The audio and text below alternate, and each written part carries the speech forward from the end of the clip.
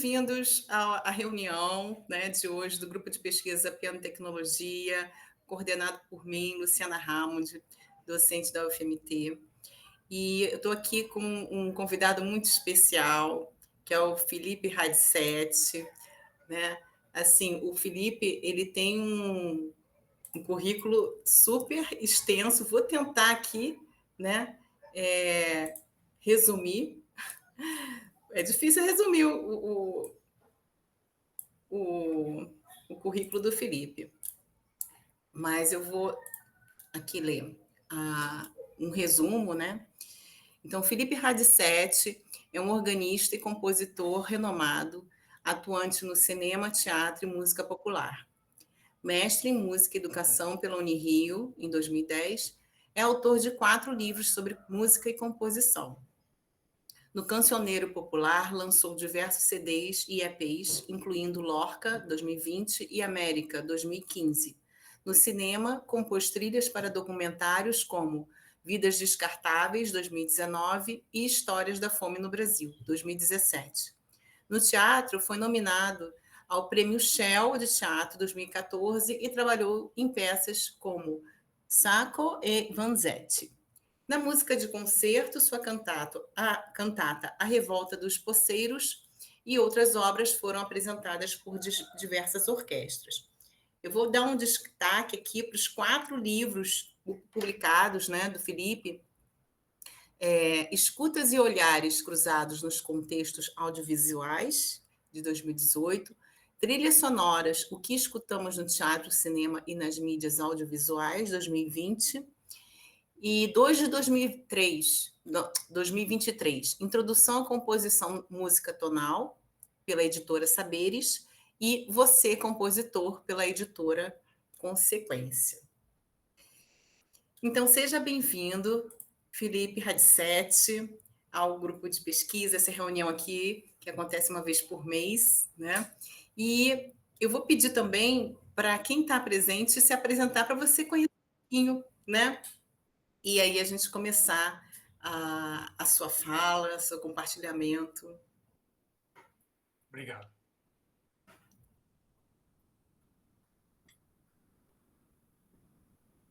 Então, quem gostaria de começar? Olha, eu posso começar. Eu sou Luciana Hammond, docente da UFMT, né, de piano e educação musical, né? Coordenei 2 projetos de extensão, trilhas para vídeos com a parceria de cinema e música, e piano em foco, curso de online, né, de extensão, projeto de extensão da UFMT, que aconteceu em 2022. Agora estou com um projeto de pesquisa na área de piano e tecnologia e também outro na área de composição, na área para piano. E é isso.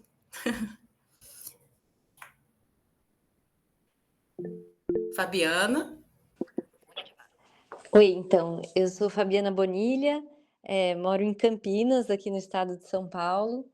Trabalho no Centro de Tecnologia da Informação, CTI Renato Archer, que é uma unidade de pesquisa do Ministério da Ciência e Tecnologia. Então, é um centro de pesquisa ligado à área tecnológica, a várias áreas tecnológicas. Lá eu trabalho em uma divisão que chama a Divisão de Tecnologias para Produção e Saúde, e trabalho com tecnologia assistiva. A minha formação é em música, tenho graduação em música, em piano, aqui pela Unicamp, né? Daí eu fiz mestrado e doutorado lá. E no CTI eu trabalho na área de tecnologia assistiva, com foco em tecnologias para pessoas com deficiência visual, já que eu tenho deficiência visual, então uma das minhas frentes de trabalho é ligada à transcrição de partituras em braille e de tecnologias para transcrição de partituras em braille. Então, basicamente isso.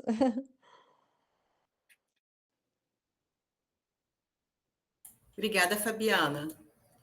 Temos 2 alunos, quer dizer, um ex-aluno, Christian, e o Carlos. Carlos é aluno de regência. Pode falar, Carlos. Oi, tudo bem? Eu sou o Carlos, sou aluno de regência aqui da UFMT. Também sou bolsista aqui da professora Luciana Hammond, né? Bolsista de pesquisa. E também já tenho formação em produção fonográfica na Anhembi Morumbi, em São Paulo, né? Eu nasci em São Paulo e vim aqui para Cuiabá, questão de estudos.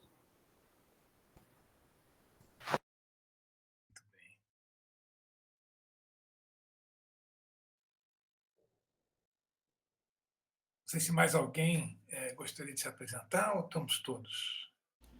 Acho que eu vou ter que me apresentar aqui, né? Deixa eu ligar a câmera aí para vocês me verem. Então, meu nome é Christian, eu sou ex-aluno da FMT, estou matriculado como aluno especial em algumas matérias da pós-graduação do ECA. Eu sou compositor também, né? Eu escrevo umas coisinhas aqui e ali. Um concorrente. Estou aqui para aprender, né? Assistir, mais que tudo. Eu sou natural aqui de Cuiabá. E é isso aí.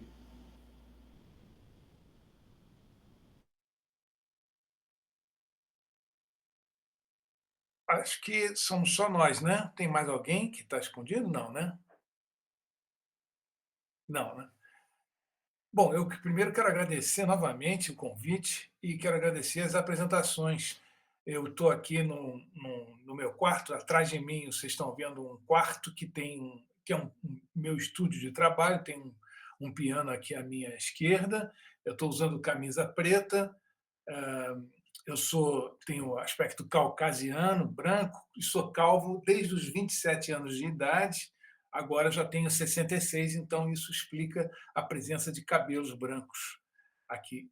E eu uso óculos redondinho e quero agora me dirigir a vocês dizendo que, em conversa prévia com a professora Luciana, eu entendi que existe uma importante percepção, quer dizer, uma percepção que é relevante em relação à profissionalização dos músicos e artistas que são egressos da academia. Eu entendi que é um momento em que há uma dificuldade de inserção no mercado de trabalho dentro desse recorte da tecnologia e da produção e criação também, né, da música para audiovisual, que, de fato, é importante a gente sublinhar. Depois eu vou falar mais dos problemas que nós estamos enfrentando hoje, mas que é um setor que, nos últimos 10 anos, cresceu mais do que todos os outros relacionados à música. Né? Hoje a música está vivendo particularmente um momento muito difícil, não para todos os elos da cadeia produtiva da música, da cadeia econômica da música, mas particularmente para os compositores. Isso é uma situação mais difícil do que já foi e que eu diria que ela vai levar muito tempo para se resolver.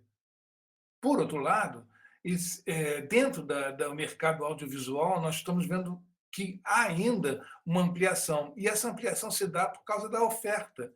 Né? Até o próprio streaming tem ajudado a aumentar, a incrementar o mercado, o setor, né, de audiovisual. E aí a música entra aí. Eu acho até que é importante destacar que, do ponto de vista do direito autoral, do ponto de vista do reconhecimento da autoralidade, a participação da música no audiovisual, ela é estruturante, é mais do que apenas algo que se coloca no filme. A música não é algo apenas que se coloca para completar o filme ou para levantar uma cena, para dar sentido artístico a uma cena, como algo que não pertence essencialmente ao filme, mas apenas é colocado como cereja no bolo, como uma cobertura num bolo. É muito mais do que isso, porque quem nos garante esse espaço é a própria legislação que rege o direito autoral, mas também aquela que rege a produção e a difusão de audiovisual. Existem 3 criadores originais, que são titulares originais de direitos num audiovisual. Um é o roteirista, aquele que criou a história, a narrativa. O outro, tão importante quanto ele, é o diretor, porque o diretor tem uma visão global do audiovisual, ele imagina o filme, é o primeiro a ter uma concepção globalizante, totalizante da obra, e que dá a ela um sentido que é muito particular. Né? O roteiro, dirigido por 2 ou 3 diretores, vai fazer 3 filmes diferentes, 3 narrativas diferentes, por causa da pessoalidade, do talento artístico do diretor. E isso se aplica também ao compositor da música do filme. Ou seja, para o fins de direito autoral, existe um tripé criador, que é o roteirista, o diretor e o compositor da trilha sonora.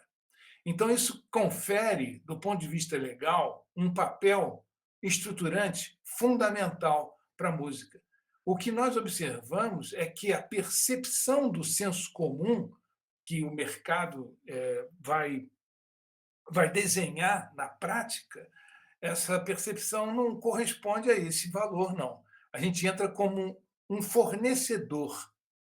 E é muito importante a gente perceber que existe uma desvalorização ou um escanteamento do papel do compositor, que é talvez um dos últimos a serem chamados para resolver a música do filme, que não foi concebida pelo diretor até então, pela impossibilidade do diretor de imaginar a música do filme. Essa situação ela se institui principalmente porque ela ajuda a colocar o compositor barra produtor da trilha sonora dentro de um contexto de fornecedor, ou seja, algo que tem um valor agregado secundário. Poderia dizer o seguinte: se nós tivéssemos na estrutura de produção e da economia, dessa cadeia econômica da produção do audiovisual, tivéssemos esse mesmo valor que a concepção legal do nosso papel, ou seja, dentro da legislação, isso no mundo todo, não é apenas no Brasil, nós teríamos que ganhar tanto quanto o diretor. E não é isso que acontece. Pelo contrário, a gente tem ganhado cada vez menos. E isso é uma consequência desses modos de uso da ação profissional do compositor no audiovisual. Então, eu vou voltar um pouquinho para falar de como eu entrei no mercado, nesse mercado de audiovisual. Já fazem muitos anos. Eu era organista durante os primeiros 10 anos da minha carreira, que vai começar em 1977, 78, tocando na noite carioca, e depois, já em 79, já entrei na escola de música para fazer graduação. Quando eu me formei em 1983, eu mantinha o desejo de ser um organista de concerto. E fiz bastante barulho com o órgão, sem trocadilho, fiz 2 projetos aquários, comecei a implicar na minha atividade como artista de performance uma visão empreendedora, ainda no início da década de 80. Mas a minha vida mudou bastante, houve uma mudança muito forte na minha vida e eu deixei o mestrado de órgão, que eu já estava fazendo em 86/87, e fiz meu último concerto de órgão em 87. De lá, eu tive que correr atrás de dinheiro. Essa era o meu foco principal. Eu precisava criar uma filha de 1 ano e meio de idade, e precisava ganhar dinheiro a qualquer preço. Isso, a carreira como organista concertista não tinha a menor possibilidade de fornecer. Não tinha a menor perspectiva futura de viver como organista. E isso me forçou a descobrir assim, e agora? O que eu faço? Então, eu vi a possibilidade de ganhar dinheiro fazendo trilhas para comerciais. E isso era, de fato, algo que eu podia perceber através de informações de um amigo que era publicitário. E ele me contando sobre isso, eu não tive dúvida de abraçar esse caminho. Então, de uma hora para outra, eu tinha que largar bar e começar a compor música pop para comerciais de televisão. Então, esse desafio gigantesco me fez viver um processo interno muito importante de substituição de valores e substituição de modos de julgamento, porque eu precisava mergulhar em outras linguagens musicais que não tinham nenhuma relação com aquilo com que eu tinha me formado. O que você não vai buscar valores como polifonia na música de Michael Jackson, nem Giorgio Moroder, nem nenhum daqueles compositores pop da música pop daqueles anos. O filme Flashdance tinha estourado e isso tinha influenciado o estilo da música pop no mundo inteiro e, por consequência, na produção de comerciais. Eu tinha que ouvir aquilo, ouvir muito aquilo e observar aquilo como um novo curso. Só que, enquanto eu aprendia, eu tinha que fazer, compor com prazos exíguos, geralmente de 48 horas ou menos, para compor, produzir, colocá-la sincronizada no filme, gravar e entregar para o cliente. E isso, nos primeiros 2 projetos que eu peguei, que eu fiz de uma maneira muito ruim, né? As dificuldades enfrentadas ali me colocaram numa pressão tão violenta que eu tinha que escolher, ou eu fugia do desafio, ou eu mergulhava nele mais profundamente. Eu vendi o meu órgão, que era um órgão Hammond, sem trocadilho com a professora, que era um órgão de concerto, eu vendi e com ele eu comprei os teclados, os sintetizadores que precisaria para produzir. E entrei num estúdio e fiz um teste, gravei aquilo que eu estava imaginando que eu poderia fazer. Esse teste eu consegui uma apresentação na Globograph, que era uma empresa de comerciais de computação gráfica que fazia comerciais para a TV subsidiária da Rede Globo. Apresentei e foi absolutamente por uma questão de sorte de chegar numa semana em que o diretor dessa empresa, da Globo, tinha brigado com o cara que fazia as trilhas. Essa oportunidade que surge, absolutamente fora do meu controle, me fez encontrar com um diretor que queria ouvir o meu trabalho. Eu apresentei e ele, ainda assim, não tinha ficado convencido. É evidente que todos os meus concorrentes faziam melhor do que eu, que tinham experiência. Então, ele fez um teste. Comigo, ele trouxe a vinheta de abertura da TV Globo. E disse assim, quero ver se você consegue. E eu saí com uma fita de vídeo de VHS, com aquilo, para pensar uma forma de como é que eu poderia sincronizar a música com as imagens. E eu descobri um sistema matemático absurdo que me fez escolher um andamento na música fixo, e esse andamento eu subdividia, fazia contas em calculadora, subdividia quais eram os frames, os quadros em cada segundo, para fazer um mapa do tempo de onde as notas deveriam cair. Quando eu fiz esse mapa do tempo, eu comecei a desenhar as formas musicais, muito pequeno, porque era uma vinheta acho que de 10 segundos ou menos que isso. Eu dividi em várias partes e dividi como a melodia iria chegar naquele segundo tal, naquele quadro tal de cada segundo com 30 frames, ou seja, 30 quadros, né? A subdivisão era essa. E ali eu concebi a música, fui no estúdio, tirei do meu bolso não sei de quê, de dinheiro que eu tinha lá, e fui produzir.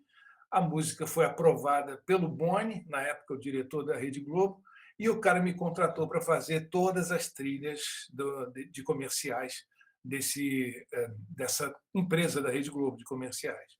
E isso durou de 1987, exatamente o último concerto que eu tinha feito, até 1993. Dali, eu já tinha feito tantos filmes que eu entrei para uma produtora de comerciais, de um estúdio, né, de produtora, e nós fizemos, e eu trabalhei lá, somando com a Rede Globo, deu 26 anos de trabalho, em que eu fiz mais de 1.000 filmes, para longe de muito mais do que 1.000 filmes comerciais para a TV. E isso me permitiu criar minha filha e pagar a PUC dela, né, de psicologia, até que esse processo terminou, ela ganhou a autonomia dela, e eu comecei, e foi o período em que eu comecei a pensar sobre o que eu queria fazer nessa nova vida. E surgiu a oportunidade de trabalhar com teatro no período em que eu fui tecladista do Oswaldo Montenegro. E eu pensei numa peça de teatro, escrevi a peça, uma peça pequena, também muito despretensiosa, sobre a vida de Bach. E, nessa época, eu já tinha comprado outro órgão Hammond e fiz a peça dirigida pelo Oswaldo Montenegro. Dali eu conheci um grupo de teatro interessante e comecei a fazer a trilha sonora das peças desse grupo de teatro, e eu trabalho com eles até hoje. São 12 montagens de peça e são em quase 30 anos de produção junto com eles. E dali eu conheci o Silvio Tendler. O Silvio Tendler gostou da trilha de uma peça que eu fiz e me chamou para fazer um filme. E desde que eu fiz esse filme, o Castro Alves, com o Silvio Tendler, foram 15 filmes realizados. Nesse período todo, depois de todos esses anos, eu descobri que até então, até agora, eu não tinha compreendido como é que eu tinha me tornado compositor. Eu não tinha compreendido que processo tinha acontecido, porque eu sempre me senti, durante todo esse período, com o que hoje em dia se chama de síndrome do impostor. Sempre me achei impostor em tudo que eu me propunha fazer, porque eu sempre fiz o que eu não sei fazer. Durante esse tempo todo, eu me sentia tentando fazer as coisas. Então, a minha inserção no mercado de trabalho se deu por acidente, mas, sobretudo, por necessidade. É como se eu dissesse assim, se alguém dissesse para mim agora, olha, faltou um engenheiro para calcular a estrutura da ponte, naquele momento era capaz de dizer assim, estão pagando quanto? É evidente que a ponte ia cair, mas eu ia tentar.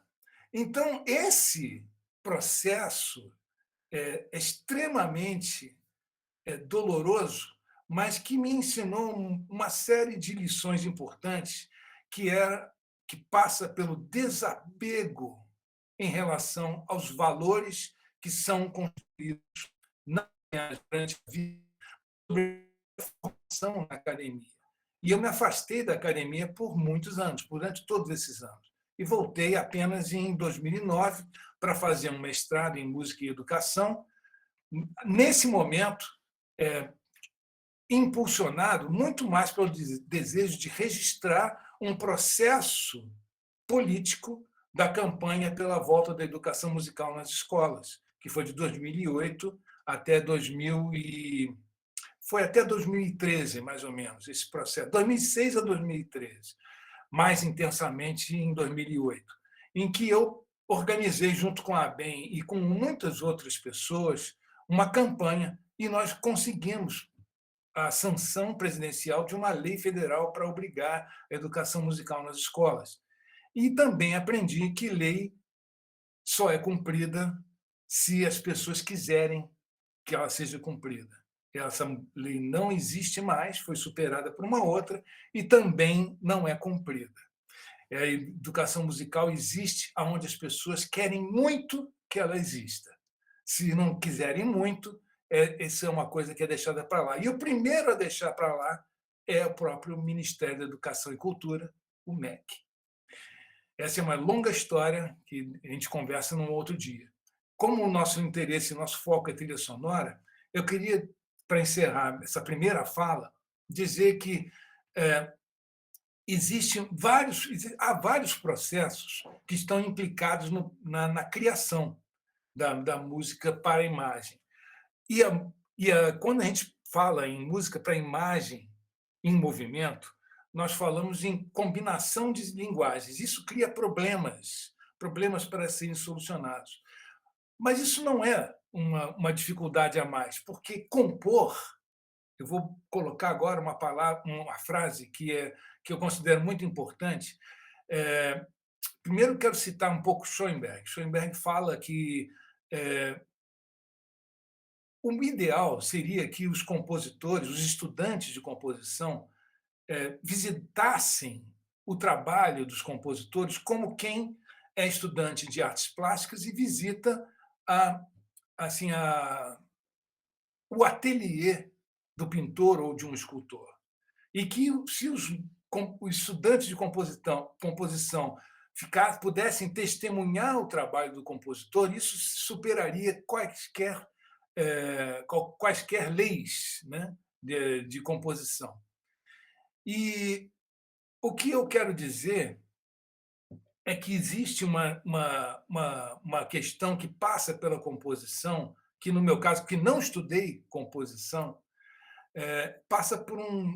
passou para mim, na minha experiência, por uma coisa que eu considero fundamental e que eu reconheço em todos os compositores. É um vínculo que ele estabelece com a escuta e com a imaginação. É a qualidade do vínculo que eu estabeleço com as matérias que vão ser trabalhadas, como um escultor, né?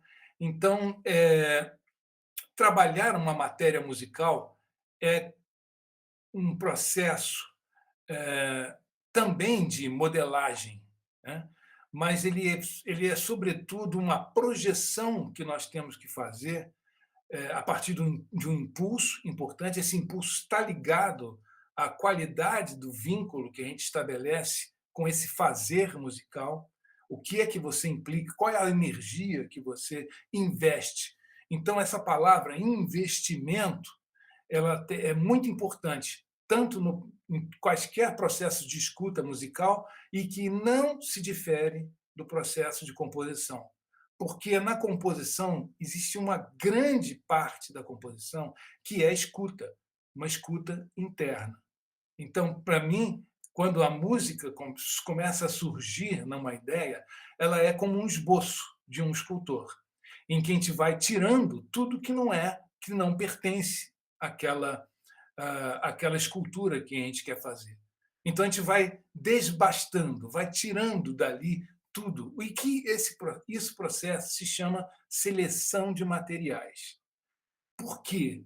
Porque não é tudo que serve para você compor uma música. Não é tudo, não é Beethoven, não é Cartola, não é Paulinho da Viola, nem é Bach. É uma outra coisa. Mas de todas as coisas que habitam na sua memória musical, algumas hão de servir para expressar o que você precisa. Então, a seleção de materiais é um processo constante durante a criação, que você precisa fazer com critérios que ajudam e que também bloqueiam esse processo de composição. Sabe quanto a gente fala assim, estou bloqueado, uma coisa não vai? Mas muito desse processo de bloqueio está ligado ao julgamento de valor. E o julgamento de valor, ele é fundamental ser usado, mas também precisa ser disciplinado, porque ele também é ferramenta e não o seu senhor. Você não é escravo do seu julgamento, não pode ser escravo. Então, ele deve servir ao seu trabalho e não impedir o seu trabalho.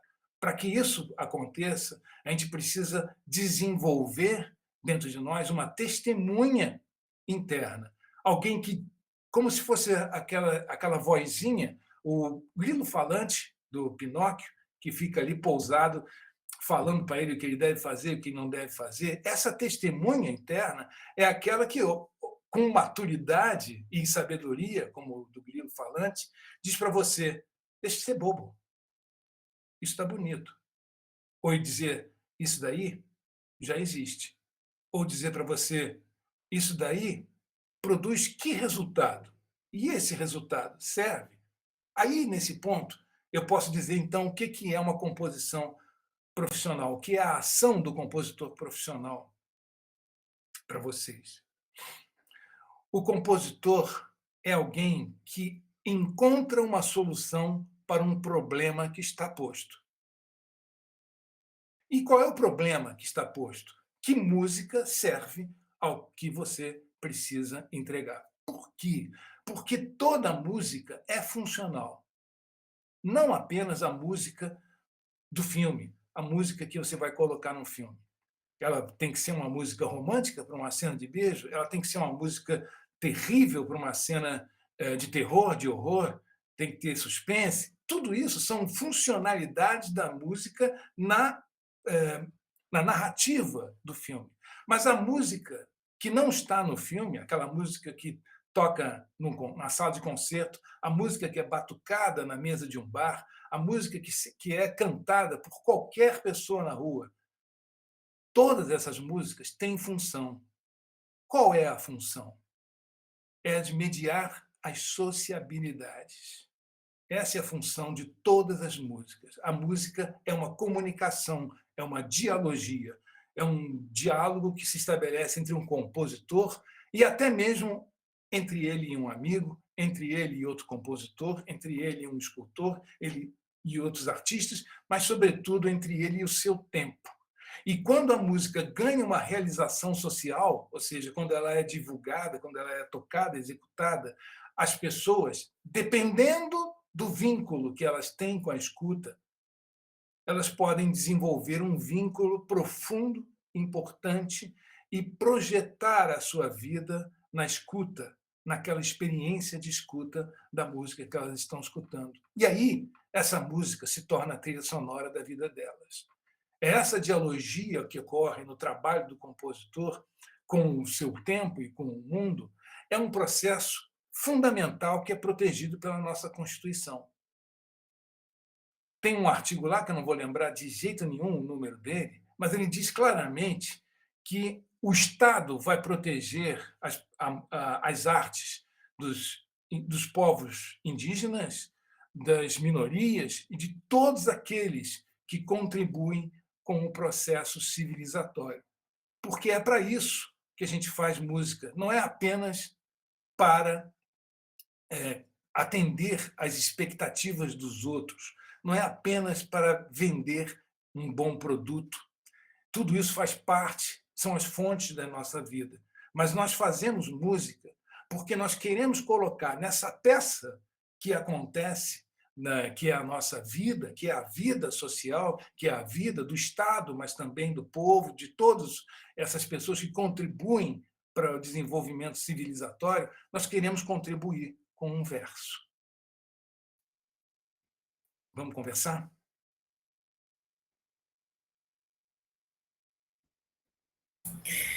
Felipe, que inspirador. Que inspiradora a sua fala. Nossa! Compositores, regentes, Fabiana também.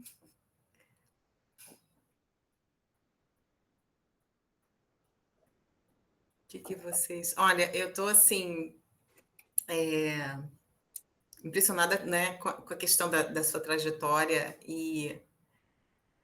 Nossa, tanta coisa que eu fiquei sabendo agora. Fiquei assim, nossa, eu chamei o Felipe mesmo. Eu fui cara de pau, que eu chamei o Felipe para falar aqui. Que bom, que bom. Porque, assim, sabe, são questões que a gente, dentro da universidade, a gente não conversa muito, né? Essa questão, né, do trabalho, né? Das questões que acontecem realmente na vida para você se construir, né, como profissional. A Fabiana levantou aqui a mão. Fabiana? Oi, não, sim, muito inspiradora mesmo a fala e fiquei pensando, fiquei honrada, né, em ouvi-lo, Felipe, com toda a sua trajetória e atividades, né, tão conceituadas aí, né, mas eu fiquei pensando, assim, nos valores que a gente precisa ter, ah, como pessoas que fazem graduação em música, que são ligados à flexibilidade, resiliência, porque a gente tem uma formação específica, né? No meu caso, tive formação em bacharelado em piano. A gente tem a nossa essência musical, que é aquilo que a gente sonhou estudar, sonhou fazer, né? No meu caso aqui, o piano erudito. E a gente tem a vida, né? Assim, com todos os seus desafios e com todas as questões também, né, financeiras, como você colocou. E aí a gente tem que conciliar tudo isso sem perder a nossa essência musical, digamos assim, e tendo flexibilidade, tendo resiliência, tendo capacidade adaptativa. E daí eu achei incrível isso na sua trajetória, né? Como você se reinventou, reestruturou e teve sucesso em tudo isso. Então, é uma inspiração mesmo para nós. Obrigado, Fabiana. A questão que você fala é assim, qual é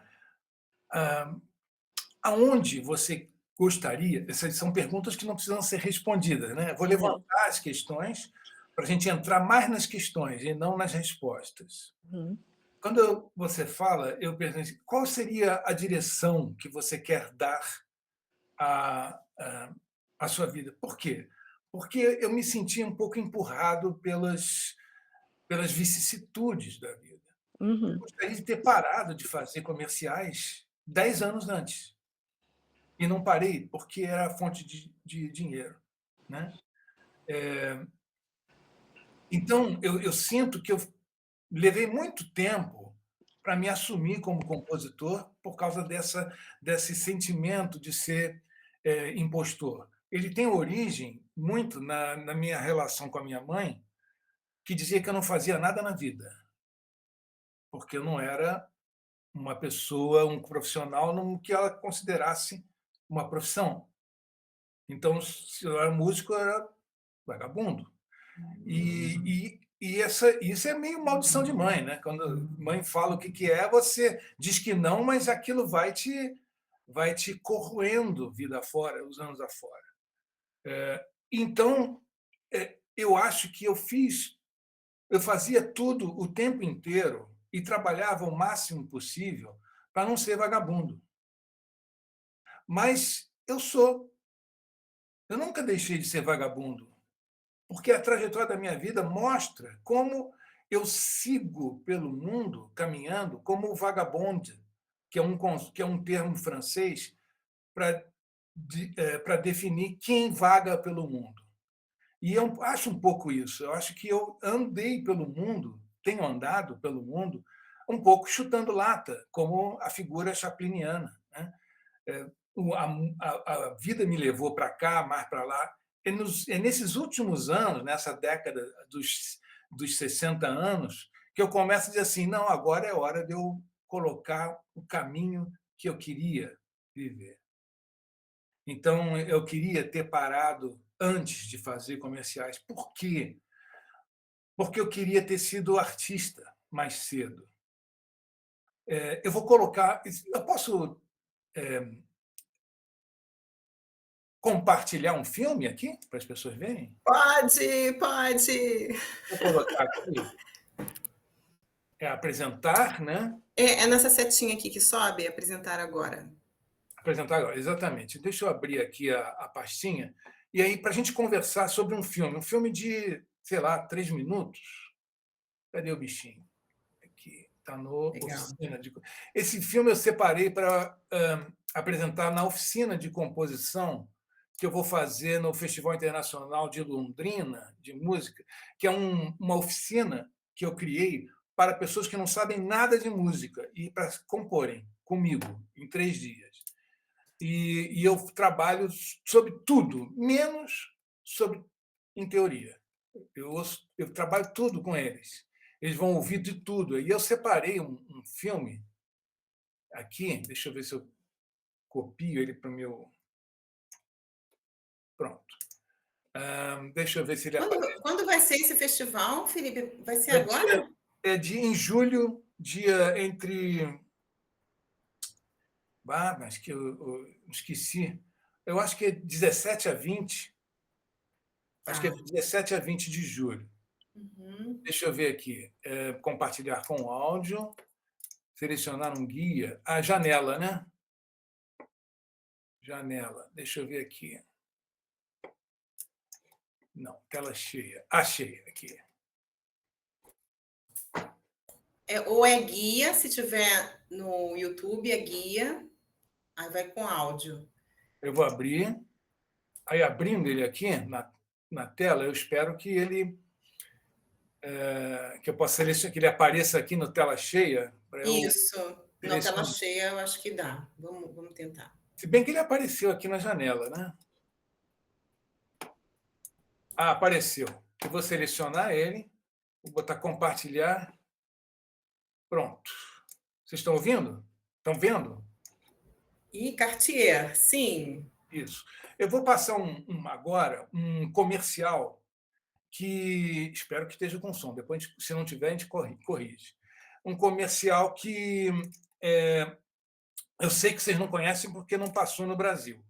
Tá? E nós vamos conversar sobre a música. Mas o meu convite a vocês é que vocês escutem de uma maneira muito especial a música como narrativa, né?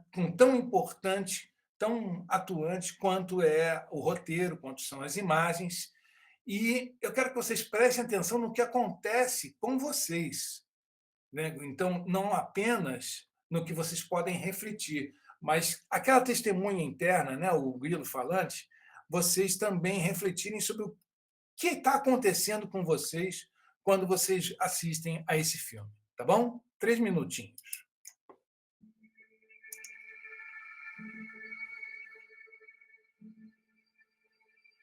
Estão ouvindo?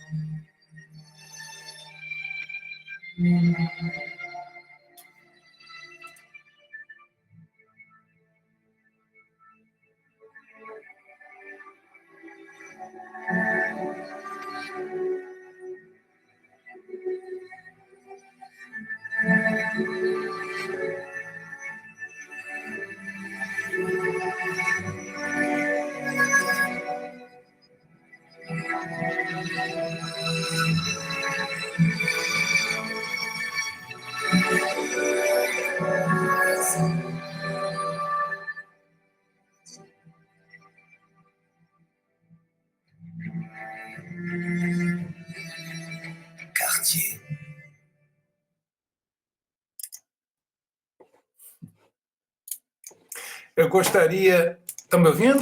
Estão, né? Eu gostaria que Sim. todos falassem, mas na hora de falar sobre esse filme, eu gostaria que vocês usassem apenas uma palavra. Escolher uma palavra e compartilhar. Uma palavra. Fabiana, começar com você, tá?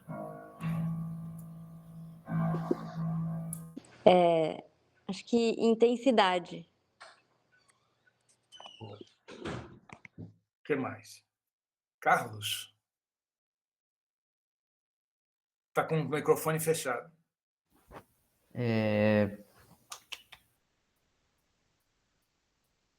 Acredito que cultura, né? Assim, Christian? Seu microfone está fechado. Tá me ouvindo? Agora sim, está longe. Deixa eu aumentar o volume aqui. Qual a sua palavra? Então, eu usaria reflexivo, reflexão. Reflexão. Professora Luciana, sua palavra. Olha, Felipe, eu tenho várias palavras, mas uma que chamou mais atenção é aventura. Aventura, ok. Temos aventura, intensidade, reflexão, e do Carlos a palavra é... Desculpe, Carlos, pode repetir, por favor, a sua palavra? cultura. Cultura. Bom, essa obra musical foi composta por uma produção que é de alguns milhões de dólares. Para produzir um filme desse, misturando o real com computação gráfica, mais orquestra sinfônica no estúdio, tudo, com tudo que tem direito. Então, isso é uma produção caríssima do Cartier, que tem uma série de referências muito importantes. Uma delas, que nos chama a atenção, é a presença do 14 bis, com o Santos Dumont, que, naturalmente, é um patrimônio que Cartier traz para si, porque a criação do relógio de pulso, que o Cartier constrói, é uma parceria, no início do século, entre o Cartier, o criador da casa Cartier, e do Santos Dumont. Então, é um patrimônio de valor que ele agrega para Cartier, essa parceria com o Santos Dumont, dado o início do século XX. E o processo da narrativa ele circula através de toda a cultura, como foi mencionado aqui. Por quê? Porque essa cultura não é uma cultura comum. É uma cultura muito específica. É a cultura da classe dominante. Não é a cultura popular. É a cultura europeia da classe dominante. Aquele que tem como representação na casa dele uma joia Cartier. Esse é o objetivo do comercial. E todo comercial busca a intensidade. Essa intensidade é a forma de manter a atenção do telespectador na tela para ele vender o seu produto.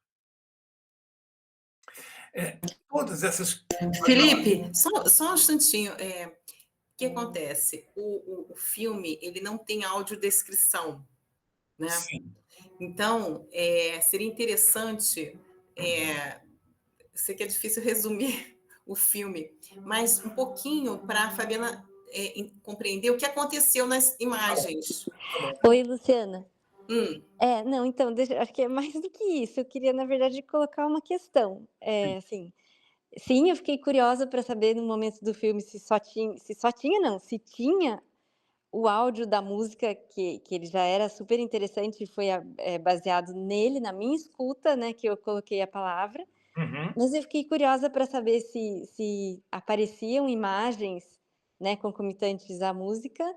E aí eu queria te colocar uma questão, assim, já que, né, a ideia é você apresentar mesmo o filme em um festival, em uma oficina, como que você pensa em implementar recursos de acessibilidade no filme, no caso, o recurso da audiodescrição, que hoje em dia é imprescindível em qualquer produção audiovisual que ela tenha um recurso de audiodescrição, para que todas as pessoas, inclusive as pessoas com deficiência visual, possam acompanhar o que está acontecendo. Então, é mais do que você descrever o filme, eu queria saber a sua posição sobre a questão da acessibilidade. Assim. Não, você está certíssima. Está certíssima. Eu estou aqui prestando atenção em várias coisas ao mesmo tempo, mas com esse ponto que você está levantando, eu acho que eu não vou ter como fazer essa audiodescrição, senão por mim mesmo. Ao Uhum, apresentar o filme, tendo uma pessoa que me demande essa audiodescrição, eu vou ter que estar atento para fazer essa descrição do que vai acontecer, para a pessoa poder acompanhar. Por quê? Porque quando eu estiver trabalhando o áudio, eu vou precisar de uma atenção específica. Então, eu uhum, preciso fazer a descrição primeiro, antes do filme acontecer. Porque o que vai ocorrer? Vai ocorrer isso, isso, isso, isso, isso. Eu conto a narrativa visual e depois apresentar para poder chamar a atenção para o foco do que vai ser estudado. Né? Então, isso eu estou pensando agora. sim, é uma opção. Uhum, é uma opção bem interessante, porque daí a pessoa já tem a noção do contexto. Outra opção, assim, não sei se você já chegou a assistir algum documentário ou algum filme com audiodescrição, com esse recurso de acessibilidade. Eu acho que já vi. Acho que eu Tá. já vi, porque eu estava me lembrando aqui, a primeira coisa que me veio foi a acessibilidade para a surdez também, Uhum, né, uhum. que tem a descrição escrita, né, do que está se ouvindo. Não só Sim. a legenda, como também uma descrição da música. É complicado, porque a descrição da música ela também não pode É. ocupar, ela não pode ficar o tempo todo sendo descrita a música em detalhe, porque tem Uhum. a legenda do que os atores estão falando. Então, eles fazem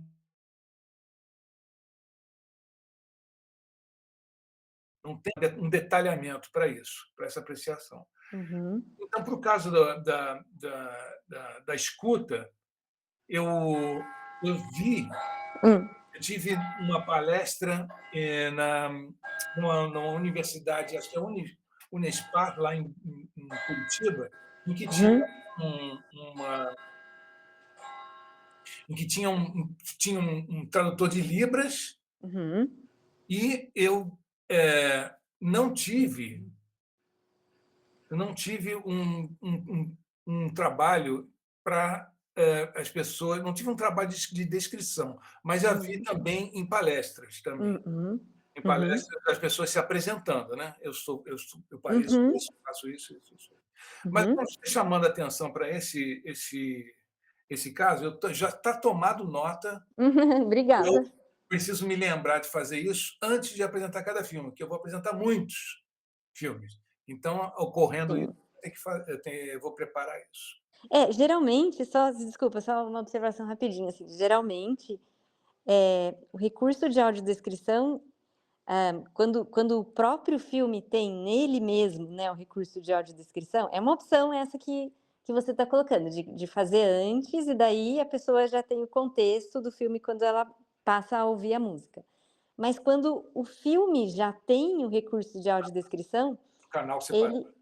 ele teria um canal de áudio à parte, inserido É no isso, próprio filme, né, entendi. hã, com as palavras, concomitantes à música, sem que a gente perca a dimensão do áudio da música. Então é um recurso, feito mesmo por profissionais que têm a técnica, né, de Hum, fazerem audiodescrição e que ele é inserido no filme como um segundo canal de áudio, que a pessoa, ouve, né, a descrição do que está acontecendo à medida que ela vai ouvindo a trilha, né. entendi. Ele opera como um tradutor simultâneo.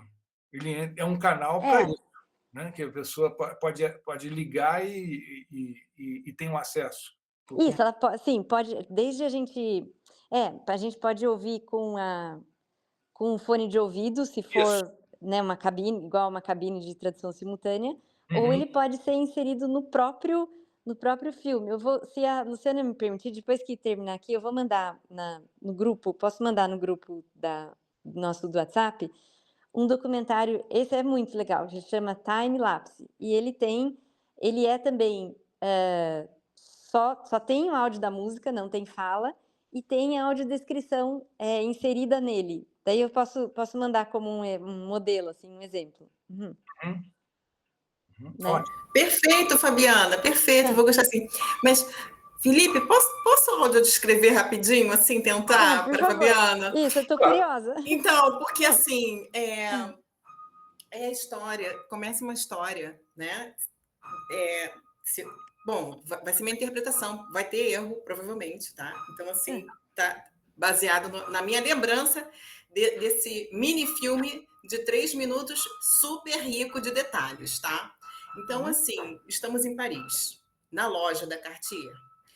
Um leopardo cheio de diamantes, ele se torna vivo, né? Então ele se movimenta, quebra em pedacinhos, espalhando os diamantes para todos os lados. Eu não sei que época estamos, mas só sei que está nevando, aparece uma carruagem com um casal, né? A carruagem na neve, e essa onça, não, leopardo, né? Lá, está correndo atrás da carruagem, e aquelas rodas aparecendo, amassando aquela neve, e daqui a pouco aparece o leopardo entrando, parece uma cena de circo, né? Nos anéis, assim, né? Uns anéis enormes. São alianças. São alianças, casamento. Para mim eram rodas. Então pareciam círculos assim, e aquela onça passando ali no meio daqueles anéis. E é uma coisa assim, aí a gente vai no mundo de virtual, né? Que aí essa onça ela vai viajar. Então você tem uma noção assim, viaja no tempo e no espaço, vai parar na Índia, aí aparece o Taj Mahal, aí aparece assim, vai pegando carona, vai pulando penhascos, aí para na Índia, não, tem uma cena linda que você não sabe o que vai acontecer, que tá lá nas rochas, né? E encontra o dragão dourado, assim, de ouro, assim, sabe? Você não sabe o que vai acontecer ali, se os dois vão ser amigos, se eles vão se enfrentar. Então, uma cena de suspense.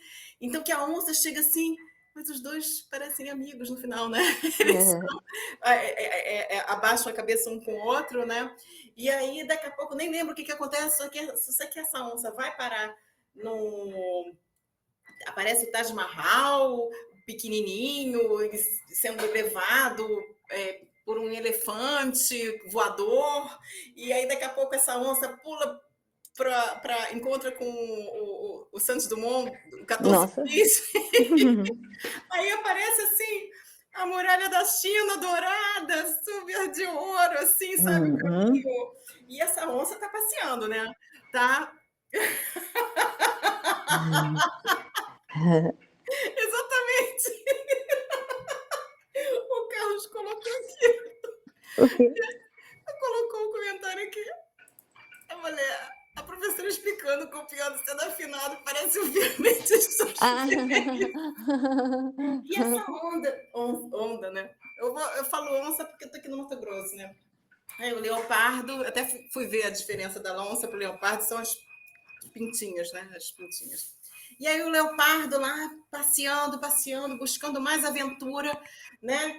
E aí volta, né? Volta para Paris, né? Depois dessa viagem toda, assim, as imagens muito engraçado. Não tinha muita cor, era meio cinzentado, assim, parecia, né? Por isso que dá um tom de suspense. Aí esse leopardo volta para Paris, passeia ali, né? Pelo museu do Louvre, né? Na parte de fora, né? Com aquelas estruturas. E daqui a pouco ele chega na casa dele.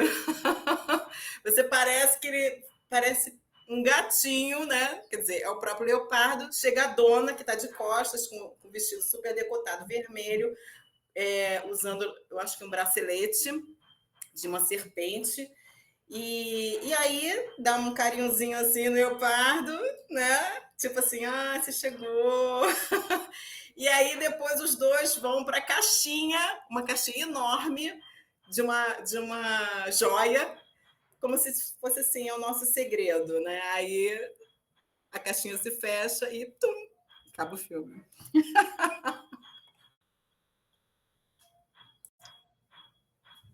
Pois é, e esse filme ele tem ele parece uma joia o tempo inteiro, né? Ele viaja por lugares da Europa muito icônicos, né? A carruagem ela desfila ali em São Petersburgo, né? No Sony Nevsky, né? Então ele vai em São Petersburgo, vai na Muralha da China, vai no Taj Mahal, e acaba em Paris num palacete, né? Então isso tudo todos os valores que ele quer associar com as joias que ele quer vender. Vai, Fabiano. Não, muito interessante, porque agora que a Luciana descreveu, ganhou contexto, né, o filme, que quando eu vi não tinha esse contexto. Mas eu queria te perguntar assim, como que o compositor da trilha do filme, trabalha com a questão da expectativa? Como que a música traduz a expectativa, né, daquilo que vai acontecer na cena seguinte, que cria essa expectativa em quem está assistindo? Que elementos da música que fazem com que o espectador com S tenha expectativa sobre o que vai acontecer? Assim? Muito bem. Música é uma prática social. Então, tudo que nós entendemos como uma música, como um efeito da música, não é só da cabeça do compositor, não. Ele é algo que é consagrado, para usar essa palavra, nas práticas sociais. Então, por exemplo, se tocar um samba, a maioria das pessoas vai pensar em festa, dança, até mesmo cerveja, né? Papo, conversa, tal. Se tocar uma sinfonia, as pessoas vão pensar em uma série de valores que estão ligados à música de concerto e podem até mesmo pensar a partir da etiqueta da sala de concerto. São muitas coisas que vão agregadas, que a música está sempre muito indexada de toda a sua realização social. Então, por isso que as músicas têm gênero. As músicas todas vão se agregando, vão se misturando para uma funcionalidade social qualquer. Então, quando um diretor pede uma música a um compositor, ele começa a discutir o que a gente chama de briefing, que é uma conversa que você tem com o diretor para ele dizer a você o que ele está imaginando. Um diretor musical, ele é capaz até mesmo de antecipar o que ele quer ouvir e ele começa a descrever para o músico quais os materiais que ele precisa organizar. É o caso da minha relação com o diretor de teatro. Ele imaginar, aí assim, olha, como ele não pode reproduzir isso, ele procura uma música parecida existente. E ele diz assim, eu preciso dessa atmosfera. E aí, se ele mostra, por exemplo, uma música como essa, ele vai dizer assim, bom, então, essa música eu quero parecida com essa, ele está me dando uma referência.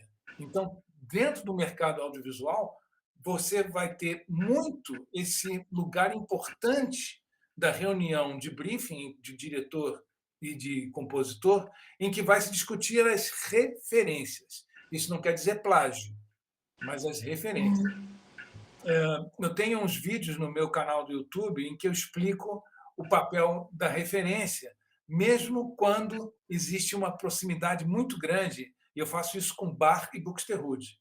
Eu pego obras irmãs, em que Bach copiou todos os modelos de Buxtehude, e a música é até parecida, bem parecida. Aí a pergunta é, Bach andou plagiando? No século XVIII, não, porque isso não era um conceito, não havia esse conceito de originalidade tão excludente como ela tem da metade do século XIX para cá. Antes disso, por exemplo, na época de Beethoven, de Mozart, já depois de Bach, Você tem obras de Mozart que aparecem nas obras de um monte de... As melodias aparecem Aham. nas obras dos outros. Eu digo, como isso? Porque isso não era importante. Então, a sociedade vivia a questão da autoralidade de uma forma muito diferente do que a gente vê hoje. Então, quando a gente fala em referência, você se aproxima utilizando os mesmos materiais. O que são os materiais? São os timbres, as intensidades, o uso de intervalos, o uso de ritmos no desenvolvimento do tema. E você, ao utilizar esse tipo, se separar, é como se você estivesse separando os cubinhos com que você vai montar uma estrutura qualquer. Você escolhe esses cubinhos, escolhe as cores que você precisa e você vai montando, seguindo uma ordem em que você já deixou um monte de coisa de fora. Se é isso, não é outra coisa. Então, essa é a escolha de materiais. Ela se dá pela definição do que você vai fazer. E aí o compositor faz.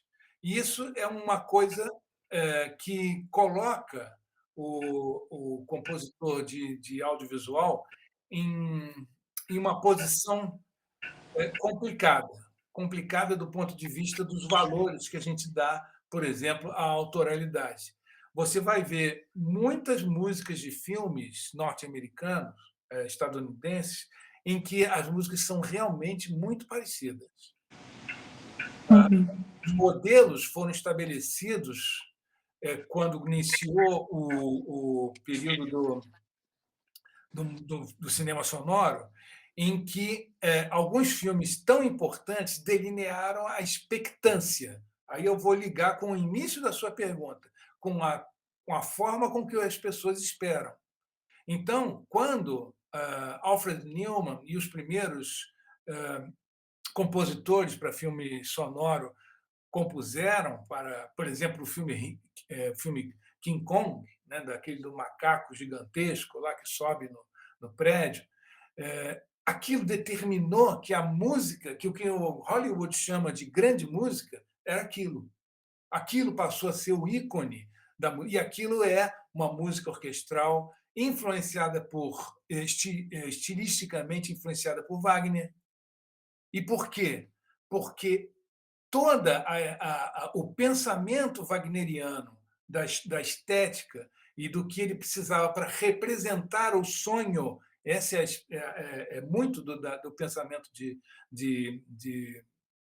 Wagner, que é transformar o palco num mundo idealizado, é a caixa mágica. Ele esconde a orquestra, muda totalmente a disposição dos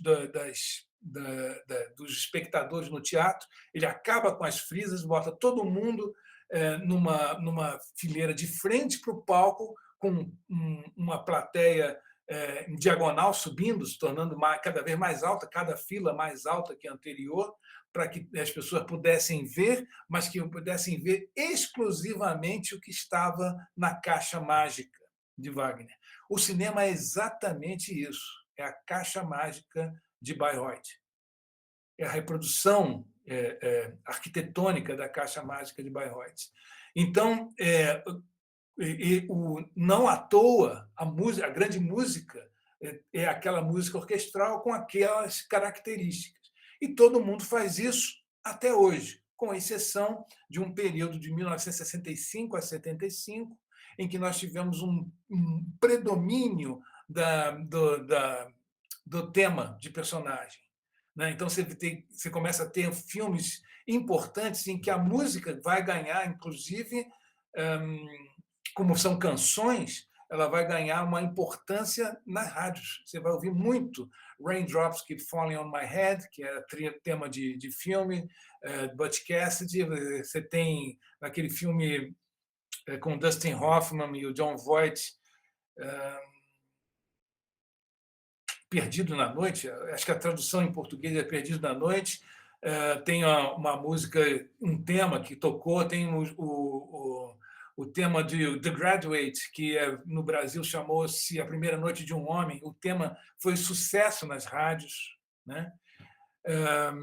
The Sound of Silence. Então, até hoje, a gente lembra temas ligados a um outro tipo de relação da música com o cinema, que foi um pequeno período. Ele é interrompido com a chegada de filmes como Star Wars e Tubarão, do Steven Spielberg, que recolocam a visão da narrativa dramática do filme clássico norte-americano. E aí não mudou até hoje. Foi um pequeno período em que isso mudou dentro de Hollywood, e não à toa ele é ligado entre a juventude, debate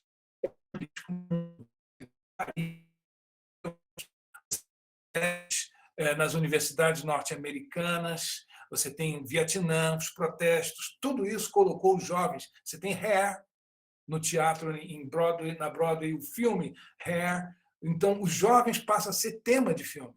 A juventude passa a ser tema de debates e da arte. Né? O rock and roll se multiplicando em vários gêneros diferentes do rock. É um período em que a juventude está na frente. Então, as suas formas de expressão mais importantes também ganham os holofotes, ganham protagonismo.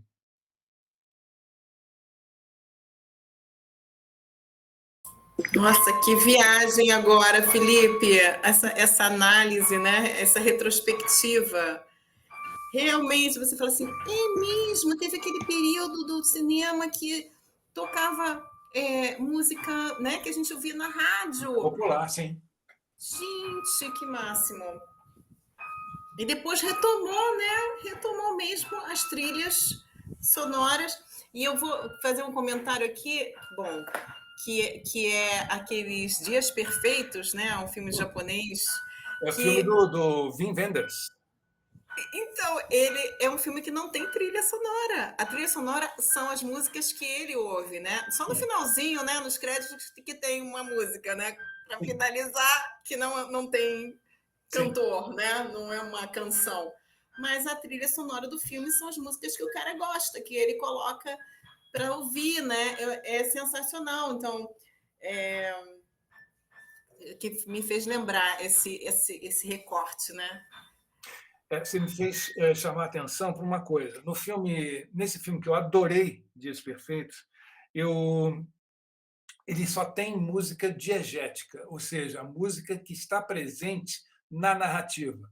O personagem ouve a música. E essas músicas que a gente está ouvindo, por exemplo, que a gente ouviu nesse comercial que eu mostrei do Cartier, o Leopardo não está ouvindo essa música. A mulher que está lá no palácio lá também não está ouvindo. Quem está ouvindo é você. Essa é a música não diegética, a música que é a chamada música incidental, e que ela aparece numa metalinguagem, ela sai da narrativa e faz uma comunicação direta com você, apesar dela estar funcionando e influindo na construção da narrativa, intensificando a narrativa.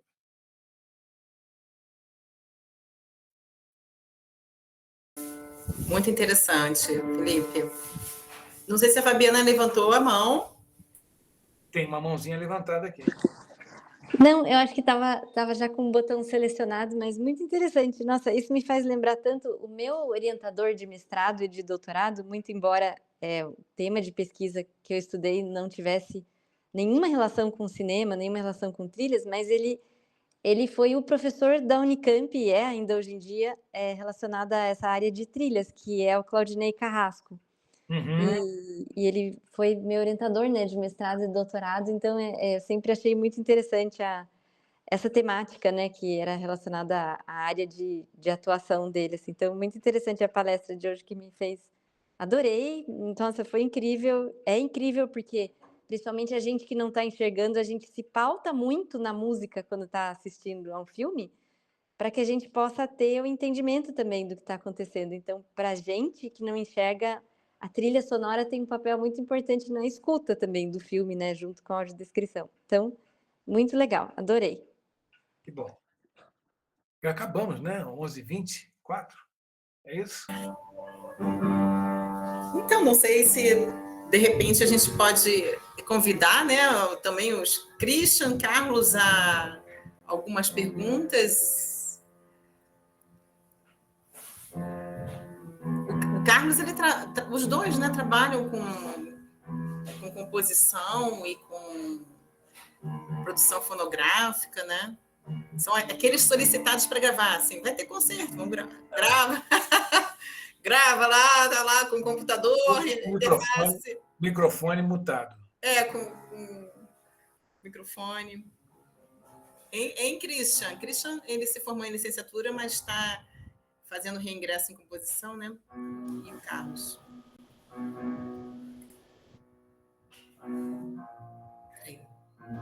Isso.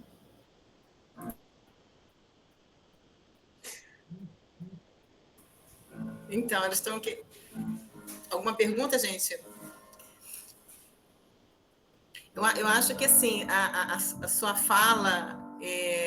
Vou fechar aqui a porta, porque agora tem os semitons aqui. Está indo grave, né? Tá indo... Agora é interessante, né?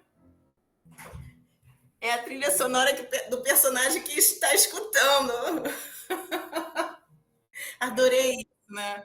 Essa visão, porque em dias... Assim, a gente tem essa questão, né, da música que a gente ouve, né? Que é tão... Eu acho uma coisa, assim, tão íntima, né? E hoje em dia, assim... A playlist que você escuta, né, que você faz no Spotify, não é aquela que toca na rádio. É uma muito pessoal que você escolhe, né? Então, às vezes, assim, eu vejo isso que algum tempo atrás, elas estão 20, outra vai fazer 18. Mas quando elas eram adolescentes, assim, 13, 15 anos, eu ficava super curiosa, porque elas estavam fazendo as coisas e ouvindo as músicas no fone, né? Dentro do ouvido delas. Antigamente não tinha isso. A gente ouvia, a mãe falava, abaixa esse negócio aí, né? A gente ouvia lá, colocar a fita cassete com a sequência das músicas que você gravou. Sim. Nas top 10. Aí essa, vou gravar, tchum. Aí eu tinha...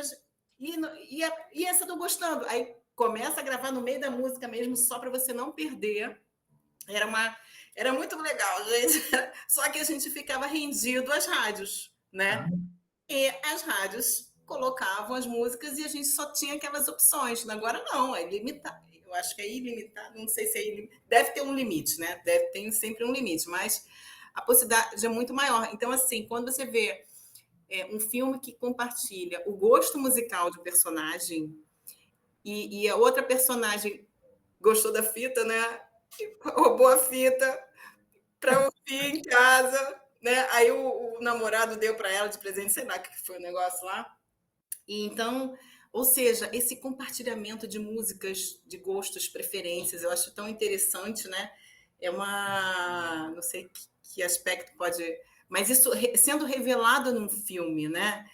Sendo comunicado num filme. Achei a visão sensacional. E, ao mesmo tempo, eu, como musicista, eu não fiquei sentindo falta da trilha, porque a música estava presente, né? Mas não foi aquela música composta para incidental, como você falou, né? Para ambientar, para te convidar aquela emoção ou a outra. Agora é suspense, viu? Não tinha isso. E a relação que você tem com aquela música que ele está ouvindo é a única sua, né?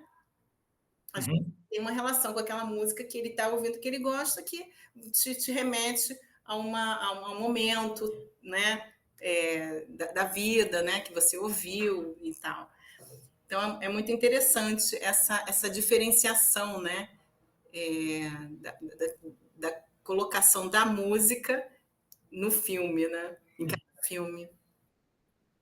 Eu queria perguntar se esse filme que eu apresentei, se a música desse filme, do Cartier, se vocês consideram uma obra de arte. Arte.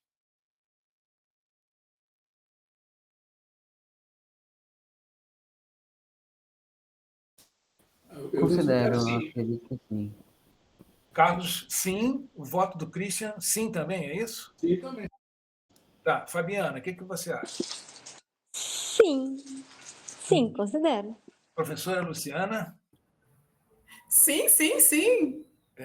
Eu chamaria de arte, com toda certeza, concordando com vocês, em gênero, número e grau, porque é muito bem feito, muito bem composto, muito bem orquestrado, tudo de perfeito, nota 10, se ela não estivesse inserida num filme comercial.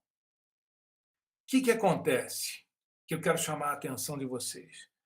Quando a gente insere a música num audiovisual, se eu for um filme de arte também, ou um filme comercial, não importa, você está fazendo música e está inserindo dentro, e ela está tendo uma função musical. Mas quando a música está inserida dentro de um comercial, o valor formativo dela foi expropriado. Ela deixa de ser uma obra de arte na sua funcionalidade social. Ela passa a ser o comercial. Ela deixa de ser a música para ser o produto. Aquela música é Cartier. A música não é um prelúdio, não é uma fantasia, não é um balé, não é nada. Ela é um comercial. E é por essa razão que eu não divulgo meus 1000 filmes de publicidade. Não tenho nenhum interesse naquele trabalho que eu fiz desses 26 anos de trabalho. Porque foi um trabalho feito para isso, para vender para uma função em que a música foi expropriada do seu sentido formativo. Na verdade, ela já nasceu, já foi concebida fora de um sentido formativo. Lembra quando eu terminei a minha fala que eu disse que a gente tem uma função social, o artista tem uma função social que contribui para o desenvolvimento civilizacional? É quando a obra está relacionada com a vida. Quando ela está totalmente vinculada a um produto, ela passa a ser o produto. Ela é só uma mercadoria. Isso, a música comercial não quer dizer que ela não seja arte. Quando a música foi feita, ela tem um sentido formativo. Se ela é comercializada, ela tem um uso de um produto. Ela é um produto, mas ela não teve o seu sentido formativo expropriado. A sua canção preferida, que estourou, vendeu 1 milhão de cópias, ela foi vendida, o processo é um processo de comercialização, mas ela foi composta com uma ideia. Essa ideia não foi expropriada, ela não foi mudada o sentido. Todavia, se ela for utilizada, por exemplo, numa campanha eleitoral, ela vai ter o seu valor expropriado.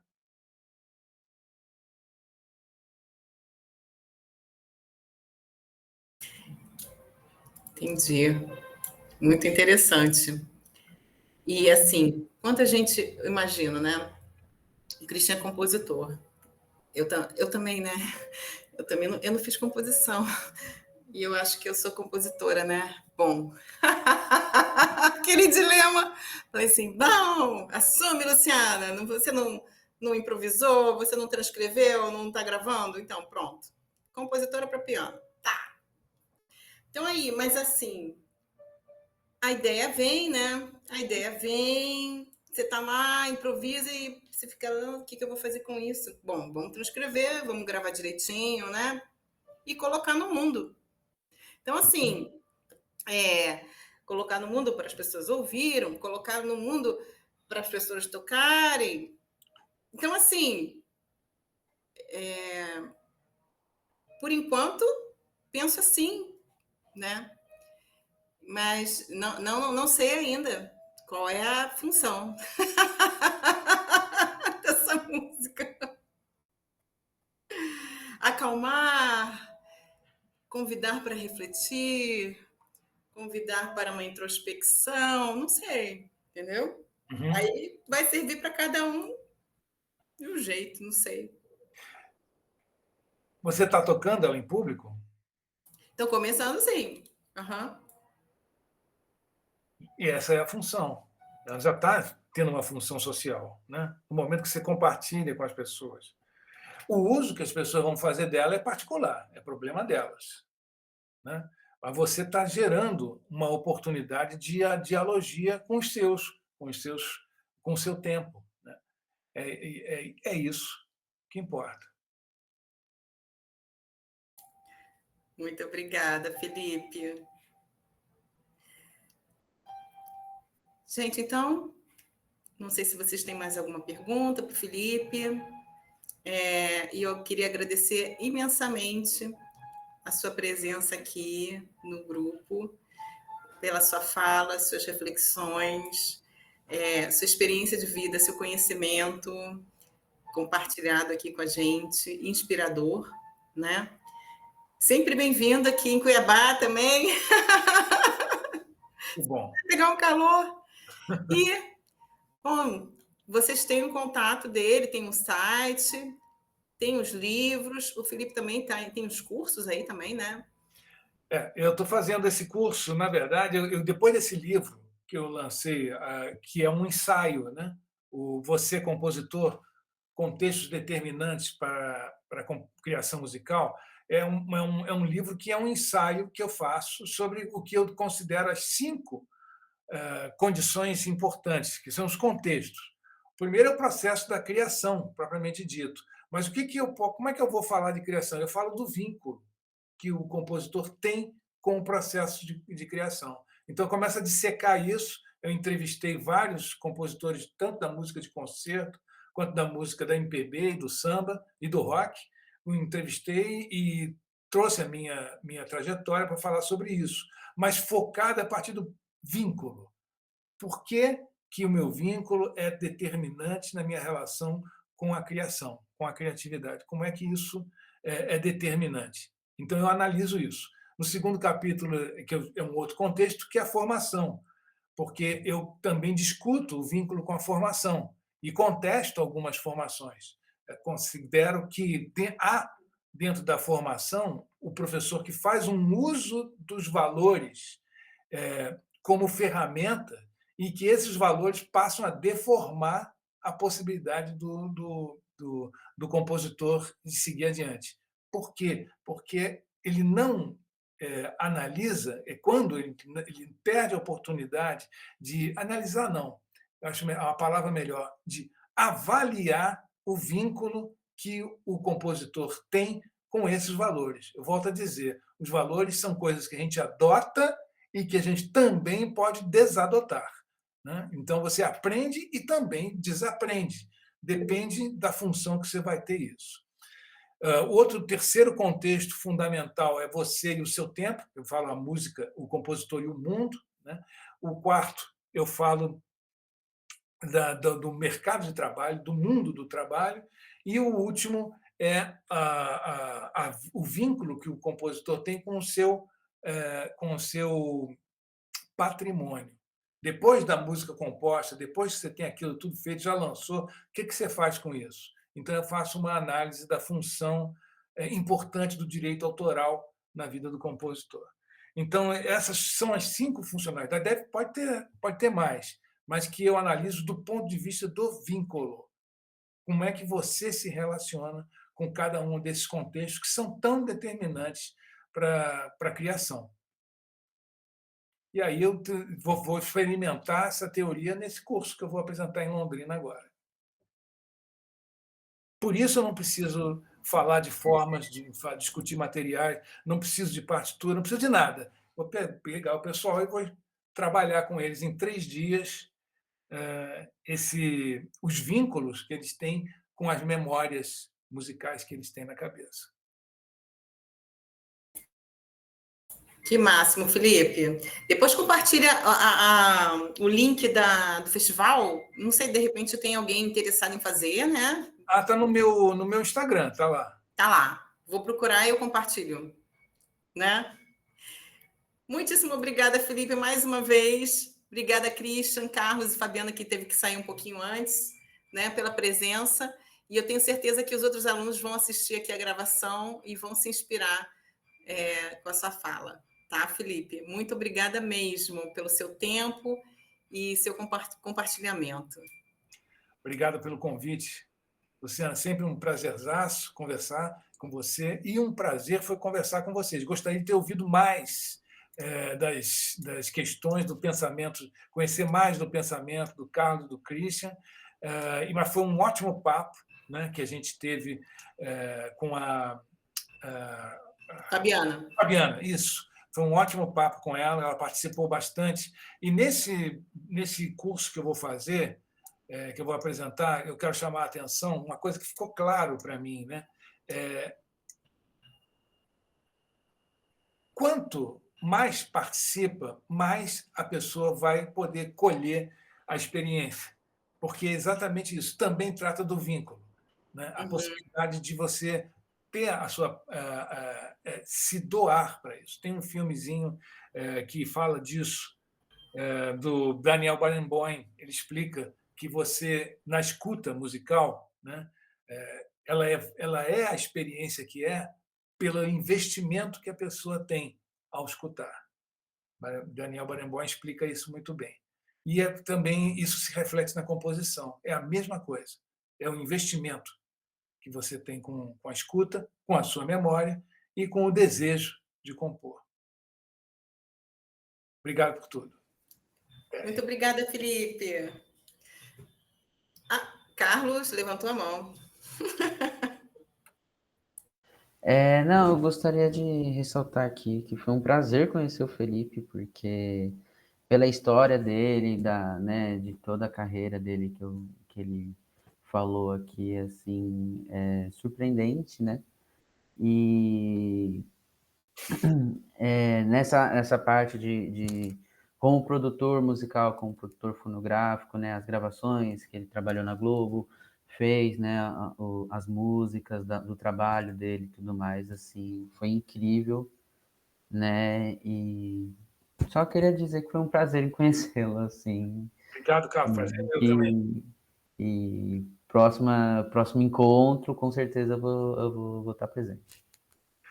Carlos e Christian, vocês, quando tiverem produções para divulgar, divulguem para mim. Mandem me adicionem nas redes sociais e me deixem saber de como vocês estão construindo o caminho de vocês. Vai ser um prazer. Opa, vou adorar isso. Inclusive, Perfeito. Eu vou fazer isso. Teve Tá bom, gente? seletivo, né? Fiz uma composição minha, pedi para uma amiga minha tocar no violino. Ficou bem legal. Que bom. Manda para mim, tá? Qual que é o contato do senhor? Olha, bom, me procura nas redes sociais que eu estou aí, facinho, sou facinho de chegar. E o meu e-mail é o meu nome, felipe.radicete, 2 T's e o I no final, e o @gmail.com, que todo mundo tem. Então não tem muito erro, não. Tá bom? Eu acho que achei você no Instagram aqui. Beleza. Isso. E eu vou aproveitar comentar que o Christian, né? Eu fui professora durante o curso dele de licenciatura, e aí eu fui sabendo que ele era compositor, né? Porque assim, né? Não é porque está fazendo licenciatura que não compõe, né? E eles também fazendo as disciplinas de composição, introdução à composição e tudo mais. E as primeiras composições que eu ouvi do Christian, ele integrava com, não sei se ainda faz, né? Acho que sim, com softwares visuais. Então, tinha aquela interação visual também, né? Isso me chamou muita atenção, porque meu doutorado também utilizei o feedback visual. Então, tinha aquela... Você olhava e ouvia, e tinha aquela sincronia, né, de umas formas geométricas ou de cores que iam aparecendo, né, de uns softwares que ele usa para a formação desse filme, desse audiovisual, né, relacionado à música dele, que é muito interessante. Christian, você usa o Max? Olha, eu tentei usar, mas não consegui me adaptar por causa do... Eu uso Linux, né? Aí tinha que voltar pro Windows ou MacBook, eu ficava... A frescura, eu tô usando mais o Puridata. Puridata, tá. Que é o gratuito, né? Eu fui falar assim. Nessa questão que a professora estava falando, que o Luciano estava falando, eu usava alguns programas de visualização MIDI, que mostrava dava formas e cores ao som. Uhum. Foi bem legal. Legal. Vamos, gente, vamos dar notícias, né? Manda materiais que vocês fizeram para mim ir acompanhando vocês. Professor, tem como você deixar seu e-mail aí não. Tá bom. No WhatsApp, chat. né? Ou no chat. Boa, no chat. Aqui no chat vocês já resolveram.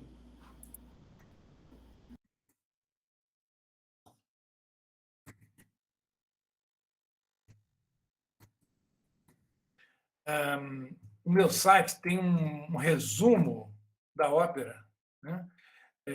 Bem grande. Eu procuro citar as coisas principais. Tem um textozinho lá, e tem uns programas.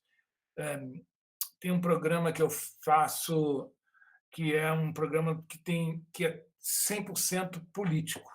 É um programa que eu faço entrevistando independentes, os primeiros independentes, os precursores da música independente. Hoje todo mundo é independente, lança CD ou lança no Spotify, mas houve uma época em que todo mundo era contratado de uma gravadora e quem era independente tinha que roer o osso, né? Então, essa roída de osso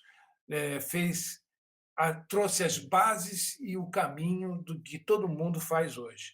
Então, eu faço um programa resgatando a memória desses discos, que é um recorte que eu faço de 75 a 85.